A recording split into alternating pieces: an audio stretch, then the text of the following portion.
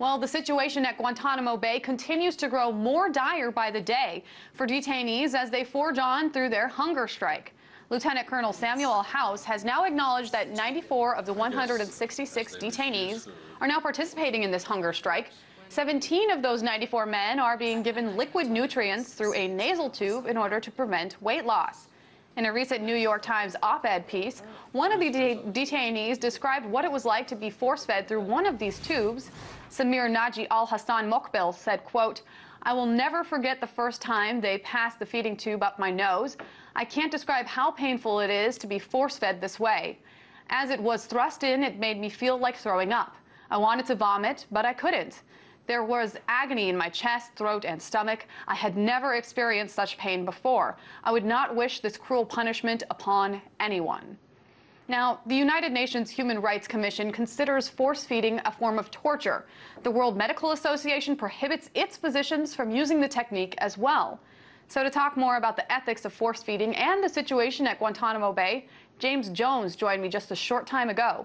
He's a former U.S. ambassador to Mexico and current co-chair of the Constitution Project's Task Force on Detainee Treatment.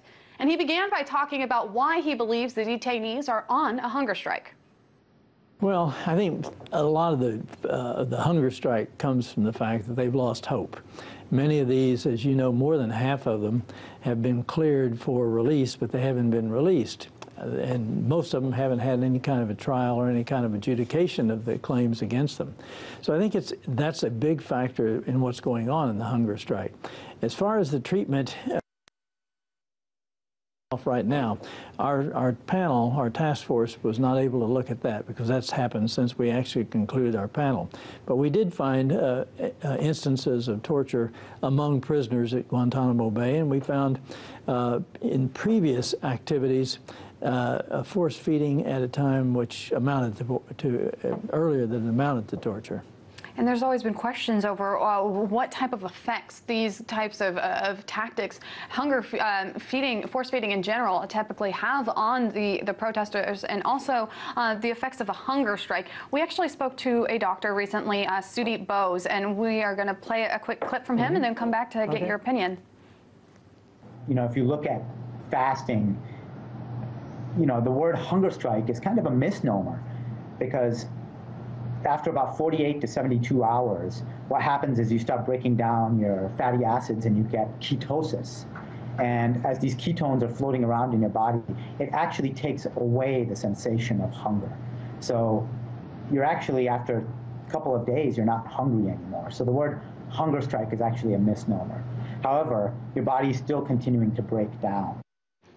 Now, that was a little bit of a medical explanation of it. We've heard in the past that it is extremely painful, and despite the fact that all these inmates are using this as a protest method, and despite the fact that they've done this in the past and people have actually died, sure, nothing has really changed in Guantanamo Bay. Will this protest really change anything, or what will it take in order to spur action or change? Well, I think one of the first things that could be done to spur change would be for the Secretary of Defense to sign an order releasing the roughly half of the prisoners there who our government, all sections of our government, find no reason to keep holding. I think that would give some sense that there's not indefinite detention for all the prisoners there. So that's one point. The other point that I think needs to be done is the use of medical personnel. There is a lack in all of these detention, or many of these detention issues, a lack of confidence with the doctor-patient relationship. And I think that relationship has to be reestablished in line with medical ethics, so that the doctor can explain to the prisoner the actual harm that's being done to the body by going on these hunger strikes, etc., at a time when they have a rational ability to make decisions. So I think those two things would help a whole lot. Sure. Now, as we had mentioned in the beginning, your Constitution Project had focused on torture in this report. And one of the things that it talked about in its Chapter 6 was the World Medical Association Declaration of Malta. And that notes that prisoners, if they are willing to die on a hunger strike, if they set out that guideline before, then it's not ethical for medical personnel to intervene, really, and to stop them. And it also talked about the fact that force feeding shouldn't be used if the detainee can actually resist the torture. And yet they're resist the method, and yet they are using this on most of them, and they're also using restraints. Can you talk about the restraints and how that adds to the aspect of this torture classification? Well, I think what we found in many instances, not in all, but in many instances, was that the restraint, the having these prisoners put in position of standing up for many, many hours at a time, of sleep deprivation, all those kinds of things, all that added up to real torture by any legal definition or international treaty definition. And although we're not a signatory, I don't believe, to the Malta Agreement, the fact is it conforms with our own domestic medical ethics principles, and I think we should be following them. Well, the Obama administration back in 2009 sent a DOD convoy out there to do a review, and they found it to be lawful and humane. So that obviously contradicts what your report is saying. Can you talk about this juxtaposition? Well, I think one of the things that's lawful and humane is when a person at the end of a so-called hunger strike has no ability to resist or anything else.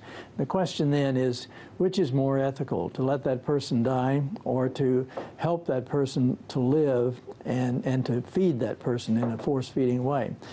It's different kind of force at that particular point in a person's life. And it's a very tough ethical question. The general feeling in the international community is that that person, had they known and been counseled on what the effects were, should be allowed to have the free will to die. There is a strong resistance to that. So I think it's a tough ethical question. And as you had mentioned, more than half of the prisoners that are actually being kept in Guantanamo Bay have been cleared for release, but because of their travel restrictions to Yemen, they are not seeing that type of freedom. Ambassador James Jones, he's the former U.S. ambassador to Mexico and current co-chair of the Constitutions Project's Task Force on Detainee Treatment. Thank you for joining us. Thank you.